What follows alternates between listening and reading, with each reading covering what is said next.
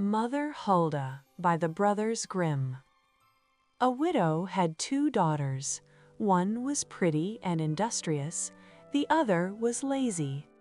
And as the lazy one was her own daughter, she loved her much the best, and the pretty one was made to do all the work and be the drudge of the house.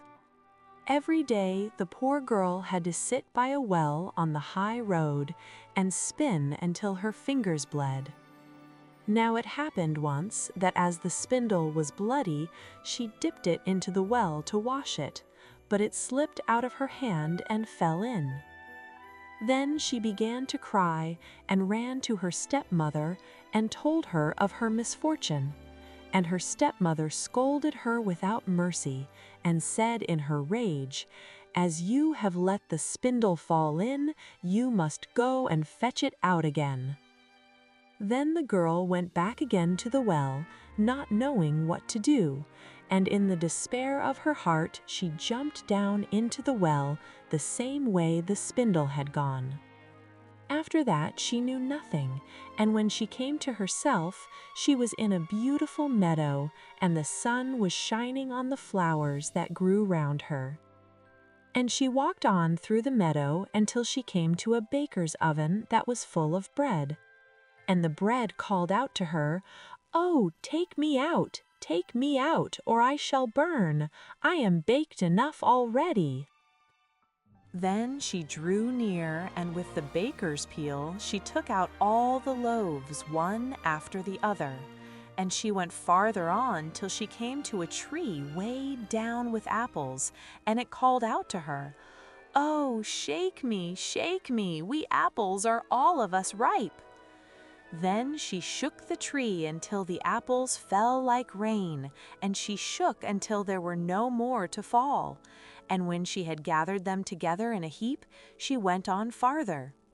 At last she came to a little house, and an old woman was peeping out of it, but she had such great teeth that the girl was terrified and about to run away. Only the old woman called her back. "What are you afraid of, my dear child? Come and live with me, and if you do the housework well and orderly, things shall go well with you. You must take great pains to make my bed well, and shake it up thoroughly so that the feathers fly about, and then in the world it snows, for I am Mother Hulda." As the old woman spoke so kindly, the girl took courage, consented, and went to her work. She did everything to the old woman's satisfaction, and shook the bed with such a will that the feathers flew about like snowflakes. And so she led a good life, had never a cross word, but boiled and roast meat every day. When she had lived a long time with Mother Hulda, she began to feel sad, not knowing herself what ailed her. At last she began to think she must be homesick, and although she was 1,000 times better off than at home where she was, yet she had a great longing to go home. At last she said to her mistress, "I am homesick, and although I am very well off here, I cannot stay any longer. I must go back to my own home."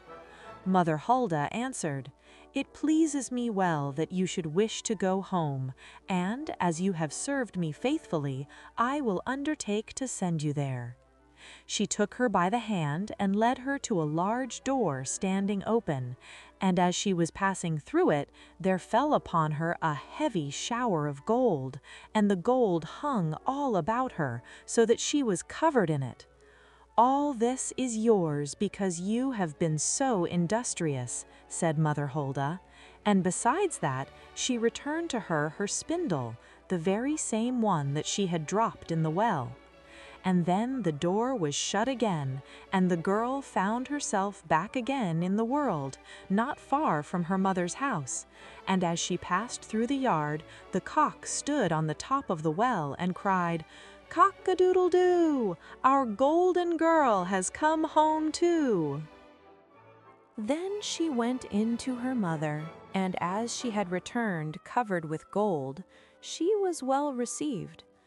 So the girl related all her history and what had happened to her, And when the mother heard how she came to have such great riches, she began to wish that her idle daughter might have the same good fortune.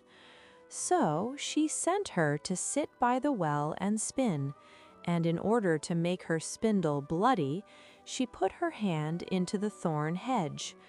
Then she threw the spindle into the well and jumped in herself. She found herself, like her sister, in the beautiful meadow and followed the same path, and when she came to the baker's oven, the bread cried out, "Oh, take me out, or I shall burn. I am quite done already." But the lazy bones answered, "I have no desire to black my hands," and went on farther. Soon she came to the apple tree, who called out, "Oh, shake me, we apples are all of us ripe." But she answered, "That is all very fine. Suppose one of you should fall on my head," and went on farther. When she came to Mother Hulda's house, she did not feel afraid, as she knew beforehand of her great teeth, and entered into her service at once. The first day she put her hand well to the work, and was industrious, and did everything Mother Hulda bade her, because of the gold she expected. But the second day she began to be idle, and the third day still more so that she would not get up in the morning. Neither did she make Mother Hulda's bed as it ought to have been made, and did not shake it for the feathers to fly about. So that Mother Hulda soon grew tired of her, and gave her warning, at which the lazy thing was well pleased, and thought that now the shower of gold was coming. So Mother Hulda led her to the door, and as she stood in the doorway, instead of the shower of gold, a great kettle full of pitch was emptied over her. "That is the reward for your service," said Mother Hulda, and shut the door. So the lazy girl came home all covered with pitch, and the cock on the top of the well, seeing her, cried, "Cock-a-doodle-doo! Our dirty girl has come home too!" And the pitch remained sticking to her fast, and never as long as she lived could it be got off. The fairy tale Mother Hulda, or Mother Holle, teaches us simple yet important truths about life.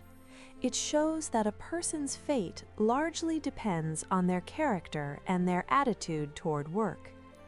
The main idea of the story is the value of diligence and conscientiousness. A person should fulfill their duties honestly, even when no one is watching. True kindness and dedication are revealed through actions. It is these qualities that earn respect and a well-deserved reward. The tale also warns about the consequences of laziness and envy. The desire to gain everything without effort leads only to disappointment. Those who refuse to work and rely on easy success inevitably face the natural results of their own behavior. Moreover, the story reminds us that life's trials exist to test a person's character.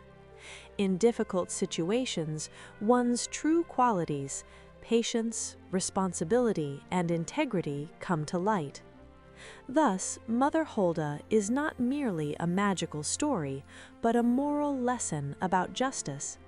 It convinces us that diligence, kindness, and sincerity are always rewarded, and that everyone ultimately receives what they deserve. And so our fairy tale comes to a close. If you enjoyed the story, please give it a like, subscribe to Little Dreams Bedtime, and share your favorite tale in the comments below. Until our next magical adventure.